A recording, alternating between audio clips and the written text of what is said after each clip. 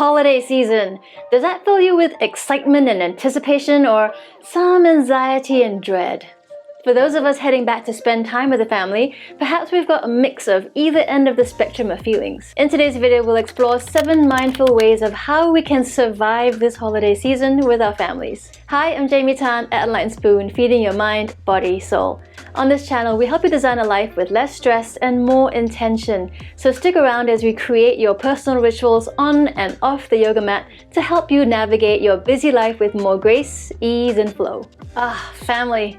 You can't live without them, you can't live with them. How many of us revert back to our 15-year-old selves when around our parents, or play out the myriad dysfunctions we get into only with the people we grew up the closest to? No matter how much work we've put into understanding our patterns, or think we've overcome some interpersonal issues, there's nothing like spending time with the family to test how far we've really come in our personal evolution.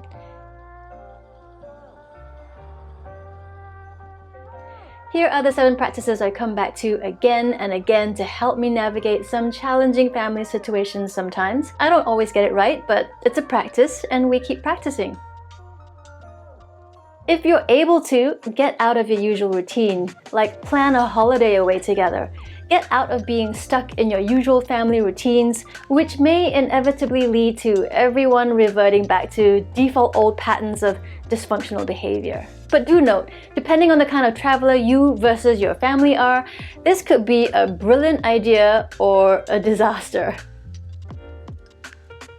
Patience is definitely not one of my virtues, but the way I navigate this is to think of, it's not about me, I'm doing this for them. And how this could play out could be, for example, slow down. My parents are aging and slowing down, they're unable to move at the pace that I move, and that might be the case for you too. So just assume that everything is going to take twice as long. What's the hurry anyway? You're all on holiday. Do things on their time rather than yours, and this might force you to slow down too. It's the same approach to take with kids. They're gonna be distracted and slow, but do you really need to be snapping at them to get a move on every single day, just like you do on a school day? Give them a break, it's the holidays. Don't make it about you. It's the easiest thing to say, but the hardest thing to put into practice. Come from a place of trying to understand why this other person is making the choices they're making. Put the mirror on yourself. Alternatively, if you start to feel angry, annoyed, or irritated at someone else's behavior, ask yourself, what are the same qualities in this person that are annoying me now that I see in myself? Some of these techniques have helped me slow down, reflect, and buffer some of the quick judgment patterns I'd otherwise very easily fall into with my family.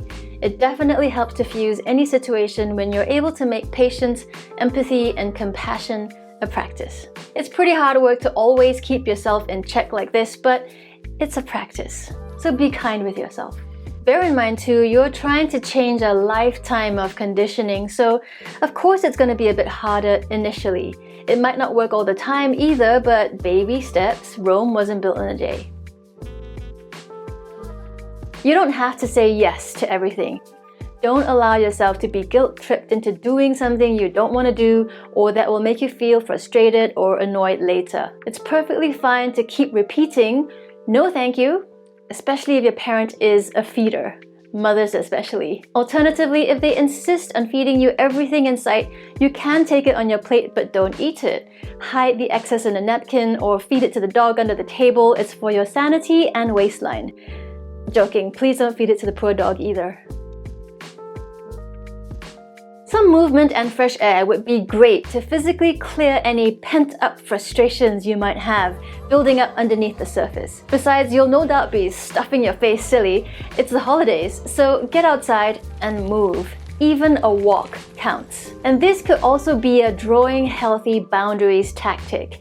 It's probably a little healthier for everyone's sanity if you're all able to have some time out away from each other, even if it's for a few hours a day. For example, you could say, I'm going to the gym or yoga for a few hours. I'm going to the store to pick up something on my own. I'm going to take a walk for the next 2 hours. If you're in the northern hemisphere and it's cold and dark out, find a room somewhere at home and get moving. There are loads of websites and apps with free fitness and yoga classes, so there's no excuse really. I'll put some of my favorites in the description below. Okay, this one's a little bit woo-woo, so call me crazy, but these work for me. Especially if you're an empath, sensitive, or take on other people's energy easily, here are a few things you can use to protect yourself from taking on other people's stuff or getting too affected by the crazy happening around you at that holiday dinner table.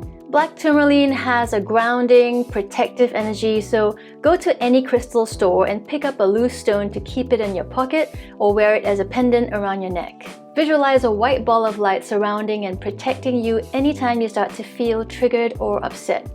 You don't want to shrink yourself down and be unseen in any uncomfortable situation, so give yourself your own force field of white protective light. The third chakra relates to your sense of self, your powerhouse. It sits where your solar plexus is, that soft part just at the bottom of your rib cage in the middle of your torso.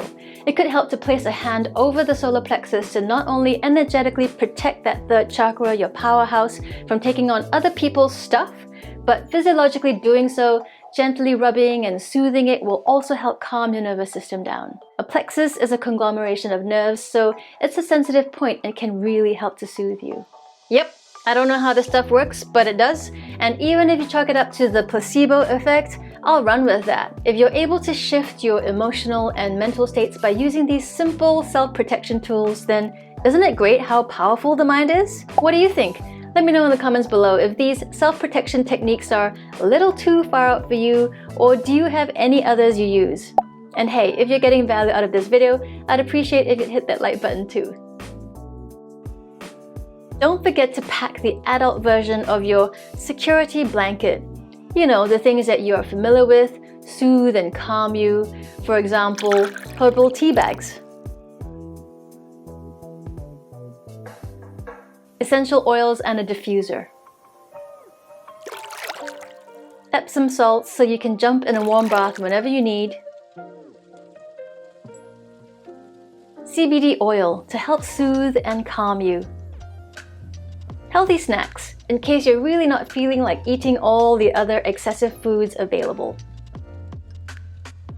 Finally, don't forget to have fun.